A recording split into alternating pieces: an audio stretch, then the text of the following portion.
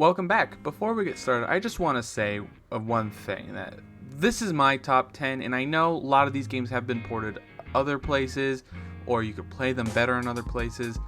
This is just my top 10, and I hope you enjoy it. Starting with number 10, Borderlands 2. I know this game has a horrible reputation on the PS Vita. This game runs like dog shit, and it's just overall a kind of bad experience. But I just had a lot of fun with this game on Vita. Like, I got this game, I got my Vita, I think in like 2018, 2019, and I love my Vita to death. And I truly did enjoy playing Borderlands 2 on the PS Vita.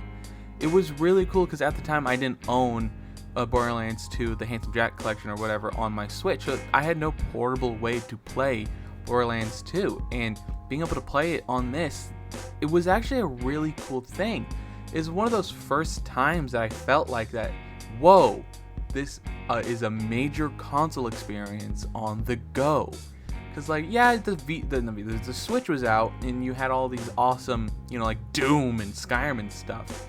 But, like, I like those games well enough. Like, I loved Borderlands 2.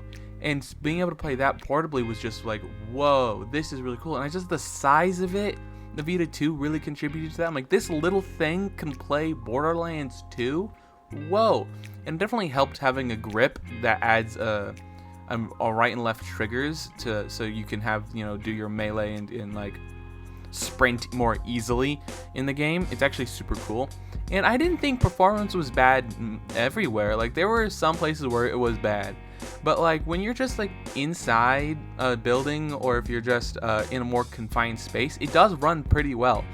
My one big problem with the game is, aiming down sights. That was it was never fun doing that. And all the recoil with the poor frame rate, it didn't feel good all the time, but just hip fire, and it was great. Number 9. This is actually a launch title for the Vita, Killzone Mercenary.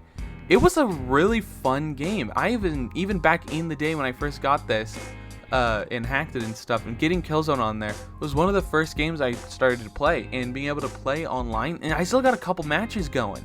Like, sure, it was like 2v2s all the time, but like, it was actually a game you could play online with some relative consistency, unlike Call of Duty, which was a travesty. And Killzone Mercenary was actually a graphically impressive game, stunning visuals, great gameplay, very much utilizes the Vita to the best of its ability.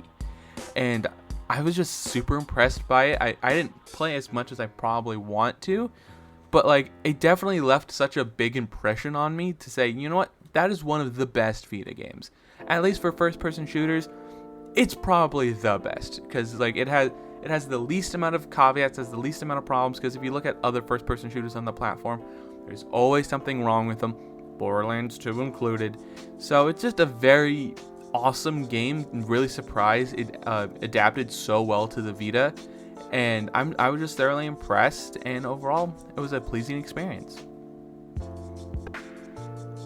Number 8. This is a pretty odd selection, but especially because it's everywhere. But Rayman Origins and Legends, I'm lumping them together because they're fundamentally the same game, gameplay wise, and I think they're both great games. I never played these games on other consoles. My brother had it on the 3DS, which was weird, but I originally played these on the Vita for the first time. Sure, they existed for literally 10 years maybe by the time I started playing them, but they're fun games, and I truly thought the Vita was a pretty enjoyable experience to play these on, because the Vita held host to a bunch of other indie 2D platformers like Fez and Shovel Knight that also played really well in that, and Rayman Origins and Legends were just superb 2D platformers.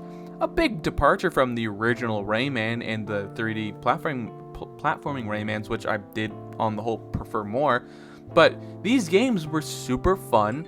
I loved the music, and I think it was like a genuinely fun experience. And graphically, it looked just like the home console versions, so I was thoroughly shocked about that, and I just liked the game a lot. It was just a happy, feel-good game, I would lay in bed at night and, crank out a few levels in Rayman Origins or Legends, depending which one I was playing at the time, and then go to bed. It was easy to pick up and put down, super low effort game, and I was able to thoroughly enjoy, and I think this is one of the best games on the Vita. Okay, the Ninja Gaiden series of games on PS Vita were super cool, and by the way, this is number 7, and this series of games are pretty cool. I had the Ninja Gaiden game on the original Xbox, and that game was sick, and seeing it ported to the PS Vita was also super cool. I didn't know it came out on that, and I also never beat it on the original Xbox, and I still haven't beaten either of the games on the Vita, but it was just super cool. This game runs and is very graphically stunning. It's like visually indistinguishable between this version and like the version I played on the original Xbox, and seeing that was fucking cool, and gameplay felt amazing. The visual clarity in the game is just amazing. The storytelling great. The combat felt fantastic. There's really nothing like this on the Vita, unless you have like Kingdom Hearts. But I always wanted like Dark Souls on the Vita because I felt like it could have, you could have stretched it. You could have maybe found a way or made a special version for the Vita. And I'm just surprised Sony never knocked on FromSoft's door to say, hey, make a Souls game for the Vita. Because I feel like that could have been seriously a system seller. Just the Vita's just a whole lot of wasted potential. On to number 6. Ratchet & Clank The Collection. This is cheating because it's 3 games, but I loved Ratchet & Clank Size Matters on the PSP, and I never played the original Ratchet & Clank games. And so when I got this game on my Vita, I was flabbergasted. I was like, this is just like how I remember Ratchet & Clank, until I replayed Size Matters, the first game I played, and I was like, oh god, this is aged like milk. And comparing it to the collection is like, whoa, this is so much better. The collection is amazing. These are just the 3 best Ratchet & Clank games. Sure, there was like Into the Nexus and all the other ones people love in the 2016 remaster or remake of the first game. Whatever. But these are the originals, and I think these were really well ported, and it makes me sad to see other game franchises that got ported to the Vita, like Jak and Daxter, who just got destroyed. Like, why did they run so badly? It didn't make any sense. But seeing Ratchet & Clank get the justice it deserves, and seeing how well it runs, how well the gameplay, and how well all 3 of these games tie in together, it was awesome. This is a solid collection, and I highly recommend this game to anybody who has a Vita. Or you could commit a wee bit of privateering and illegally download it and to enjoy it. And I truly think that's well worth the effort. It's a great game. Okay, before you judge me for number 5, being Minecraft, I've mentioned this before that I love Minecraft. One of my most played games on Switch in a previous video, and I really like it on Vita. Like, I don't know why I spent so much time playing Minecraft on the Vita, even though I had it on other devices. But like, it's such an interesting time capsule for Minecraft. Being able to play such an old official version of Minecraft was a genuinely interesting experience. And it just, if you have a Vita, you deserve to play this. Like, you gotta play. It's like, it's truly a weird version of Minecraft that nobody really talked about. And it's just fascinating to see, like, whoa, they actually made a Vita version of Minecraft. And when this originally came out all those many years ago, this probably was the best way to play Minecraft portably. Like, and then you compare it to like the Nintendo 3DS version of Minecraft. It's like, whoa, the Vita version is so much better in comparison. Because it's just like, it's really crazy, and it's actually super cool to see that they ever made it on the Vita. The one downside with the Vita version of Minecraft compared to the 3DS version of Minecraft is the map size. Like, you get like a 3x3 map. Like, each map of the Minecraft is like its own tile. So imagine if like a crafting table, you have like each separate extra large maps worth of space in the game, because the world is infinite for the 3DS version, while you only have one map-sized area for the Vita version, which never made sense to me, because I'm like, the Vita could have so much more, considering how much more powerful it was. So that was weird, but take the good, take the bad. But that settles it for Minecraft. Number 5. I have established also in another video how much I love Terraria, and Terraria on the Vita was truly an amazing experience because it also is a time capsule of what it was like at the time, because it doesn't have Moonlord, it doesn't have Golem. I think this ends with Akram, which is the old final boss for the console editions of the game, I believe. And it's such an interesting version of the game, because going back and seeing how overpowered some armor types were, how overpowered some items were, is truly interesting. It's like being able to look into the past without having to put a lot of effort into it, and it's just super cool. And the game is really visually pretty on the OLED screen of the Vita. Granted, I don't have an OLED Vita. I have the Slim, which doesn't have an OLED screen, but I can imagine it being very pretty on the OLED. And I honestly believe everybody should play Terraria, and if you don't want to play it on a mobile phone, because I hate playing Terraria and Minecraft on a mobile phone, Terraria on the Vita is probably your next best bet if you don't already own a Switch or something, and you also don't want to pay for it. So the Vita is probably the best choice.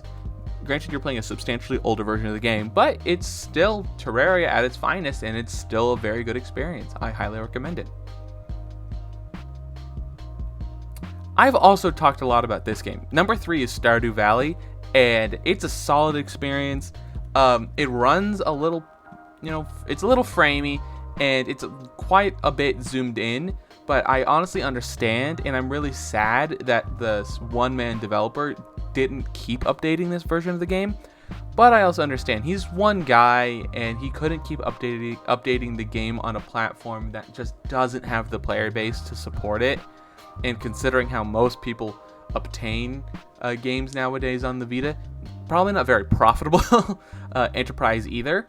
But it was just overall such a fantastic game, and it does look very stunning. And the Vita is just great for indie games. And this being one of the best indie games, it makes sense for it to be on this list. It's one of my favorite games of all time. It's a gem on the Vita, and I highly recommend it to anybody who has a Vita. And if you haven't played it before, go pick it up. It's one of the best games I've ever played. Number 2 is a strange one. You probably weren't expecting this, but I'm a bit of an anime guy. I love Dragon Ball, grew up with Dragon Ball, and number 2 being Dragon Ball Z Battle of Z.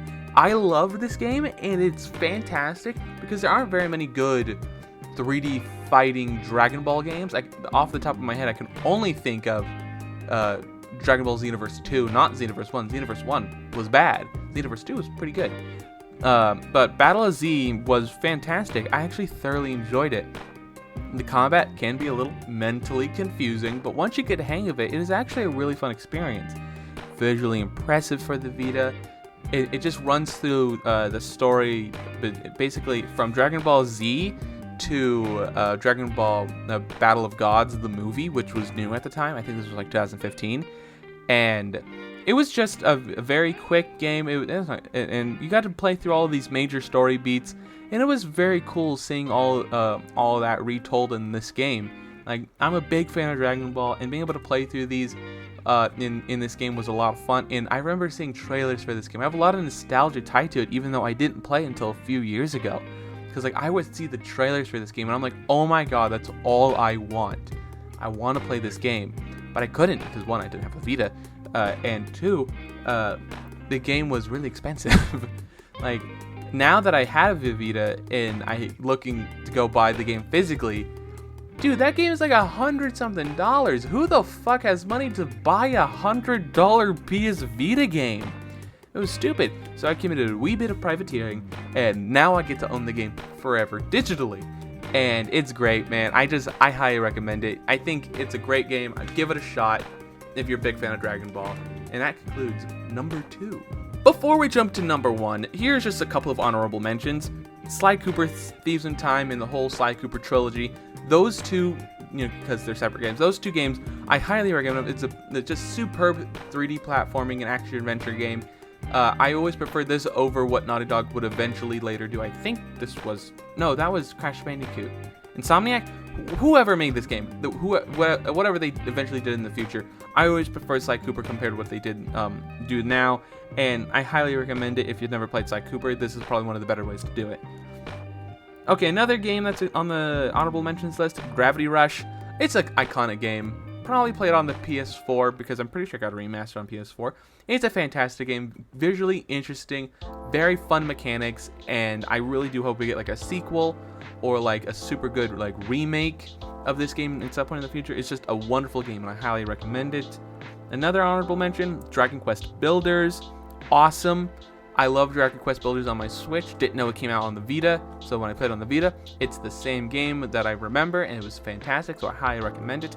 And lastly, this is just a classic game that they did like a port of, a Super Star Wars. Go play it. It's fucking hard, but I think everybody would enjoy it. Number 1 is Persona 4 Golden, which you probably saw this coming from a mile away. This is currently tops the most favorite, best PS Vita games lists all the time.